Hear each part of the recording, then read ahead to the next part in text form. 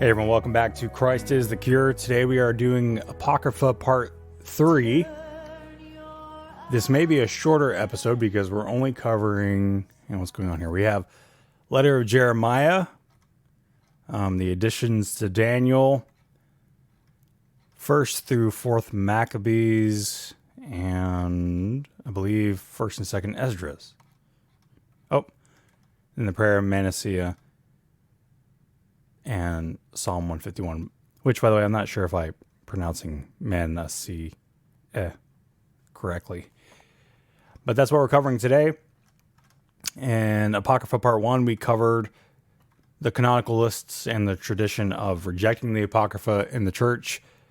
And then Part 2, we started surveying the works of the Apocrypha with brief summaries, and today we're going to continue that, which we're getting close to 1st Maccabees, which was heavily influential. So let's start with the letter of Jeremiah. 1 second here. Okay.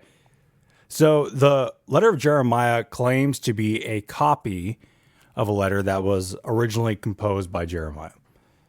The letter seems to say it was written in the early 6th century BC to those who were in Judea who were about to be exiled, but most scholars consider it dated to the Hellenistic period. Usually when a writing claims to be composed by someone, then it's not. That's a good reason to reject it. Theologically, the book is essentially a work against idolatry and pagan religion, in a broad sense relying on Jeremiah 10 and 29, and it almost makes it homiletical, like a sermon. And De Silva summarizes the document as a sustained, if poorly organized, polemic against the worship of idols, and the author seeks to help Jews sustain commitment to monotheism. So like our previous works mentioned, or some of our previous works mentioned, this letter didn't have a particular or profound influence on Jewish writings because of its familiarity against Gentile idolatry. The same could be said in regards to its influence on the New Testament. Now, in the post-New Testament church, however, it was viewed as part of Jeremiah. Some would say because it was included within Jeremiah, so it was a little bit harder to discern because it wasn't a separate book. But it was not really questioned until Jerome. And you even see that with Athanasius, including the letter of Jeremiah in Jeremiah. And Athanasius rejects the rest of the Apocrypha or Deuterocanonical books. So next, the editions of Daniel. There are 3 editions to the book of Daniel. The first is the prayer of Azariah and the Song of the 3 Jews, and then there's Susanna, and then Belle and the Dragon. It appears that they developed between the 3rd and 2nd century BC, and then were later attached to Daniel when Daniel was translated into Greek. Now, where these editions go in Daniel, in modern Orthodox and Catholic Bibles, the prayer of Azariah and the Song of the 3 Jews appears in chapter 3 as verses 24 through 90. And then you have Susanna being considered chapter 13 and Belle and the Dragon being considered chapter 14 in Catholic editions, while Susanna is considered prior to Daniel 1 and Belle and the Dragon is considered chapter 13 in Orthodox Bibles. So there's a little bit of difference where those are placed there. The prayer of Azariah and the Song of the 3 Jews is an expansion of chapter 3 of Daniel, but it also has no references to chapter 3 or the events of chapter 3, which makes it subject, to say the least. And the prayer is a psalm of confession for the sins of the entire community. Amy Willis states the reference to a wicked king and the language of self-sacrifice suggests a historical context similar of that of Daniel 7 through 12, the time when the temple was desecrated. In terms of its influence, the edition would be used at some point in public worship in the early church and gained popularity, and it remains popular within the Catholic, Anglican, and Episcopal churches today. Susanna is a short Jewish story that is typical of, general Second Temple period literature. That would be between 515 and 570 BC. And similarities can be found particularly between Susanna and Daniel chapter 1 through 6. But the story takes place in a local court in Babylon where there are struggles among the Jews, and the emphasis is on virtue and proper living according to Mosaic law. Susanna is noted as an a detective story. It's an investigation. It's considered one of the first detective stories, with its historicity being considered fictitious because of its formation. So, while it's considered an entertaining tale, Susanna reflects convictions of the Jewish people of that day, and in regards to its influence, it would not be accepted among the Jews as canon, but it is cited by Irenaeus in his work Against Heresies to denounce elders who use their positions to serve themselves. And additionally, the book has inspired art and catacombs and has been retold in medieval, Renaissance, and Restoration poems and plays throughout the years. So for Belle and the Dragon, it is not about a dragon, and this is how we usually think of it, but rather a dragon could be understood as serpent, and it describes various rituals involving serpents that were considered sacred, and it centers around Daniel's exposure of idolatry. He ridicules Babylon idols, and his boldness leads to his life being at risk. And Daniel is eventually rescued by God, and the king recognizes this as a miraculous work of God in the life of Daniel. And so the tale reflects the court tales that you see in Daniel 1 through 6, but it is noted that it's not historical narrative because of its historical discrepancies, such as the Temple of Bel's presence during the time of Xerxes I, among other things. So instead, the narrative is considered a general polemic against idolatry and the folly of idols and idolatry. Again, that's one of those things where how it's presented is kind of shifted because of the discrepancies. Similar to what we find in Judith that we talked about last episode. Now, just like the last edition of Daniel, this one didn't have much popularity, but it was utilized by Irenaeus. And he quotes this as a text to witness to the God of Christians being the God of the living. And then Clement of Alexandria would use it for apologetics purposes in terms of the ministry of Habakkuk and when he lived. So let's move into First Maccabees. And like I said in the last episode, I have ordered these books in a way that's not normally ordered. Like First and Second Maccabees is typically separated from Third and Fourth Maccabees, but we're just going to go 1, 2, 3, and 4 for the sake of my sanity. I just think it makes sense. So we're going to do it that way. But First Maccabees gets its title from the name Maccabee, or Maccabeus, which is a Hebrew nickname meaning hammer. And it was given to a Judas Maccabeus, one of the protagonists in the narrative. Eventually, in Christian tradition, the name would be applied to all of the family's descendants, the Hasmoneans. And the Hasmoneans or Hasmoneans, or both ways, those names that end with the N-E-A-N-S, I always like the Ian's pronunciations. What am I going to do? Anyway, the Hasmoneans are important. It's always good to read up on them. And actually, First Maccabees is beneficial in general for the context of the New Testament. We'll talk about that here in a second. So Hippolytus, an early Christian writer, seems to be the first who uses the title Maccabees here.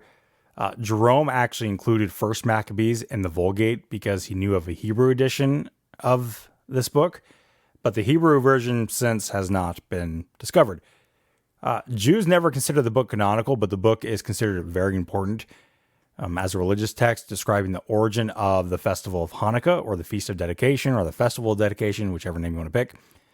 And the book is one of great importance as a historical source for the history of Judea, specifically from 175 to 135 BC, or 164 to 134 BC, roughly. And this is because it dealt with a leader known as Antiochus, who was a leader of the Seleucids. And so whenever you read First Maccabees, you find that it centers around Mattathias and his sons, who delivered Israel from the Seleucid rulers and the corrupt Jewish elites, leading to the restoration of Israel as independent. The text would be important in terms of its formation of Jewish nationalism and political messianic hopes.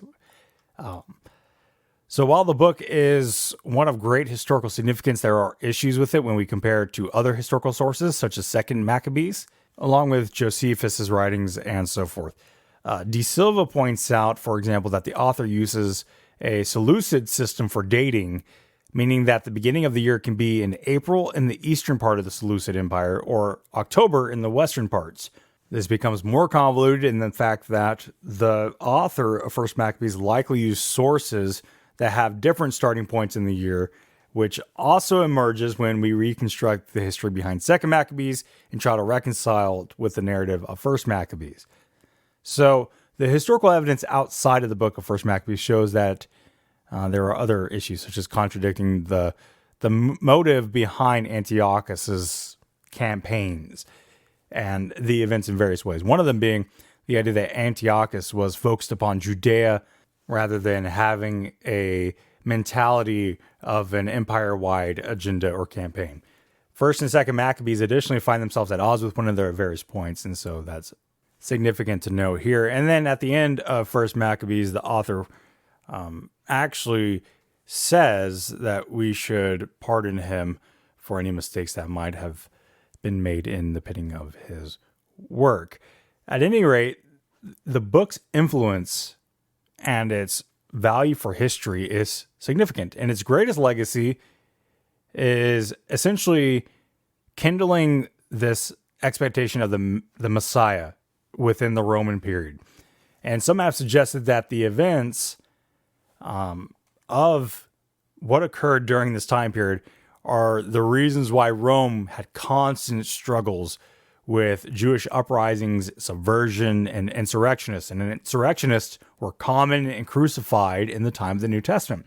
And I would say this is reflected within the New Testament at the trial of Jesus, where the Jewish people accuse Jesus of claiming to be the king of the Jews, which implies subversion of the Roman Empire because the Herodians were placed there by the Romans.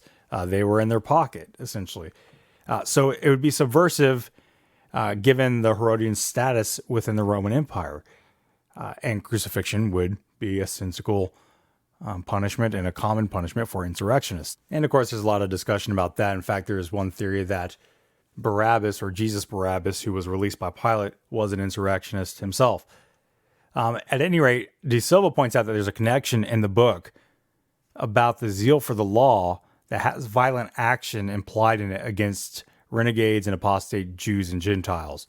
So the persecution of Christians by Paul and against Paul, for example, could have been influenced by this mentality. And you kind of see Paul talking about this zeal in his own works. Josephus, the Jewish historian, would utilize First Maccabees and Jewish antiquities, and he would edit it with materials from Greek historians to supplement, and he used it as a source, essentially.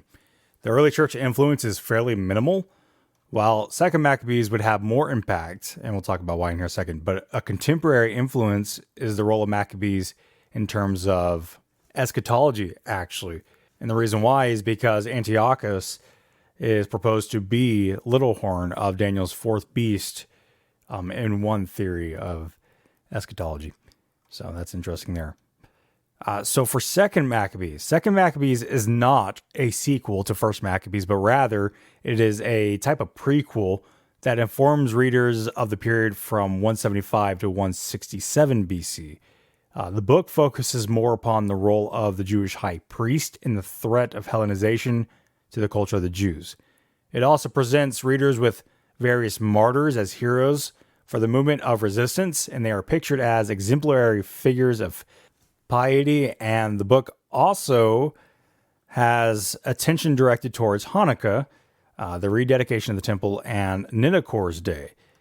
Nidakor's Day fell out of calendars, but Hanukkah and rededication are still celebrated. The book is an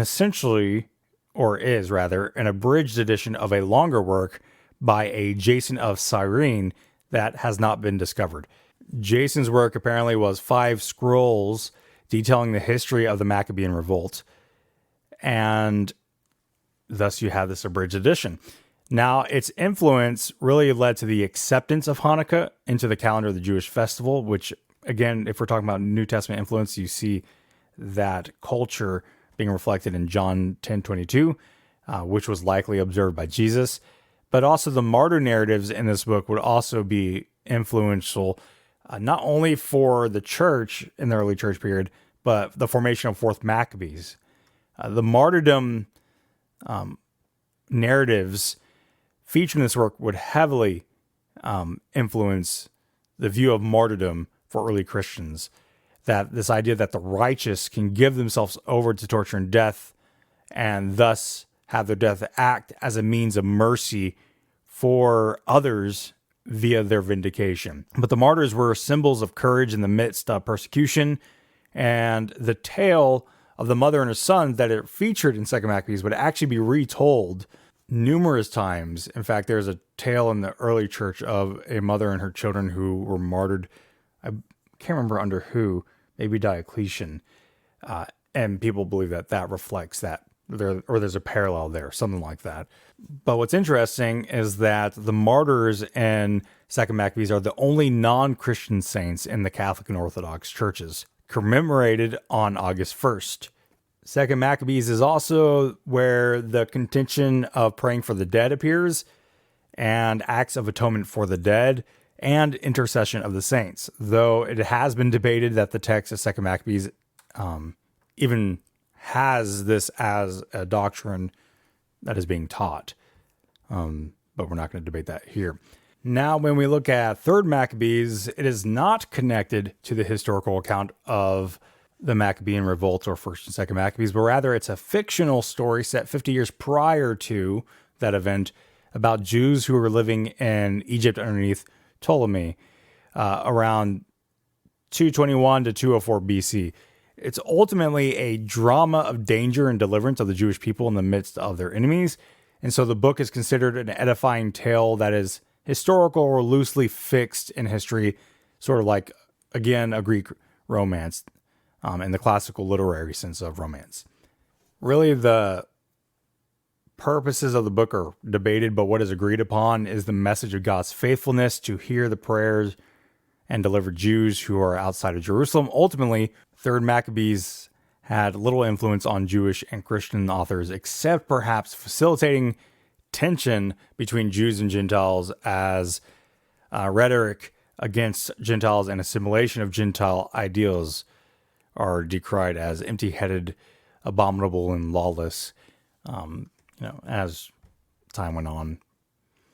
4th Maccabees is linked with 1st and 2nd Maccabees in that it focuses on the same events, though the family of Judas Maccabeus is never mentioned, and instead the interest of the author is upon the torture and death of the martyrs mentioned in 2 Maccabees chapter 7 that we briefly talked about already. The authorship of the book is debated.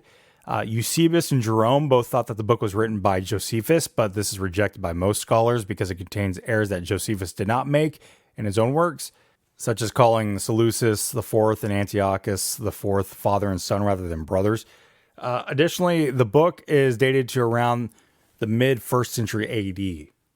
Now, a unique element of this book is that it interacts with more Hellenistic philosophy than any other of the books in the Apocrypha. Its primary thesis is that devout reason is sovereign over emotions, and this premise would ultimately be found agreeable to Greek and Latin writers alike. Now, where the author differs from its contemporaries in terms of this idea of philosophy is stating that it is not reason alone, but pious or devout reason, that is, reason that is trained by God via the Torah or the law, that is sovereign over emotions or desirable. Because of this book's late dating, its influence is impossible to really discuss, but regardless, the book proves beneficial in understanding the historical, social, and theological environment of the New Testament era in some shape or form.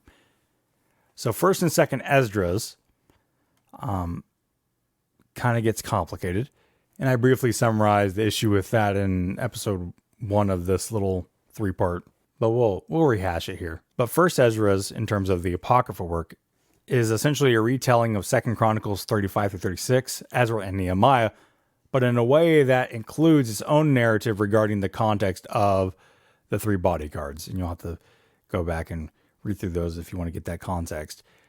Like I said, the difficulty with 1st and 2nd Esdras or Ezra deals with how they are numbered, because they are numbered differently in different traditions. So Ezra and Nehemiah are called 1st and 2nd Esdras in the Vulgate and Old Catholic translations, but Ezra and Nehemiah are grouped into one book labeled as Second Esdras and the Septuagint tradition and stuff like that. Overall, there have been 4 books with the name Ezra or Esdras attached to them. Sometimes they're referred to as Ezra A, B, C, and D, or 1, 2, 3, and 4. Simple. Sometimes the first 2, that is 1 and 2, are called Ezra and Nehemiah, while 3 and 4 are called First Ezra and Second Ezra. So Protestants and Catholics reject 3rd and 4th Esdras, which are typically labeled as 1st and 2nd Ezra whenever we're talking about it. So whenever I talk about 1st Ezra here, I'm talking about 3rd Ezra. Whenever I talk about 2nd Ezra, I'm talking about 4th Ezra. So further complicated is that 2nd Ezra, which is technically 4th Ezra, is actually a composite of 4, 5, and 6 Ezra. Now, in Orthodox circles, 1st Esdras is still 3rd Ezra, like ours, while 2nd Ezra is Ezra and Nehemiah, and that is 1st and 2nd Ezra that we have as Ezra and Nehemiah in our Protestant Bibles. So additionally, there are different positions on the status of 4 or 2nd Esdras in the Orthodox circles. Now, I'll just be straight with you. I've looked over that summarization several times, and I still get confused by it. I'm not a numbers guy. I'll just be honest with you. But regardless, we'll be using 1st and 2nd Esdras and the typical Protestant and Catholic distinction. So 1st Ezra is 3rd Ezra and 2nd Ezra is 4th Ezra, and both are rejected as Apocrypha. And the value of 1st Ezra's work is ultimately found in textual criticism of Ezra and Nehemiah. And then 2nd Ezra's, being that composite of 3 separate writings, is typically not considered canon in any circles, though sometimes Orthodox Bibles included. Again, the numbering difference is really what makes it difficult. Orthodox Bibles have a 2nd Esdras, but again, for them, this is Ezra and Nehemiah grouped together as one book rather than the apocryphal work that we call 2nd Esdras. So the prayer of Manasseh is what we'll touch on next, and then Psalm 151, and then we're done. So in 2 Chronicles 33, 10 through 13, the king of Judah, Manasseh, was taken captive to Babylon on account of his failure to listen to God, and there he prayed to God and was released from captivity. This writing, the prayer of Manasseh, claims to be that prayer, even though it seems to have been written after the BC era in Greek, which causes issues. It is found in various Christian works, including a collection called the Odes, which are a collection of prayers and hymns from various sources. The prayer is still utilized in liturgy today in Eastern Orthodox circles, but it's rejected by Catholics, Protestants, and Jews as canon. And really that goes into an interesting discussion of how Eastern Orthodoxy understands tradition and canon, primarily with what's regarded in terms of liturgy, but I will move on. Last is Psalm 151, which is an added psalm, as you can guess, in the Greek Old Testament that does not appear in the Hebrew text, and it's rejected by Catholics and Protestants alike. The psalm in some manuscripts attributes the psalm to David, while others do not make the expression.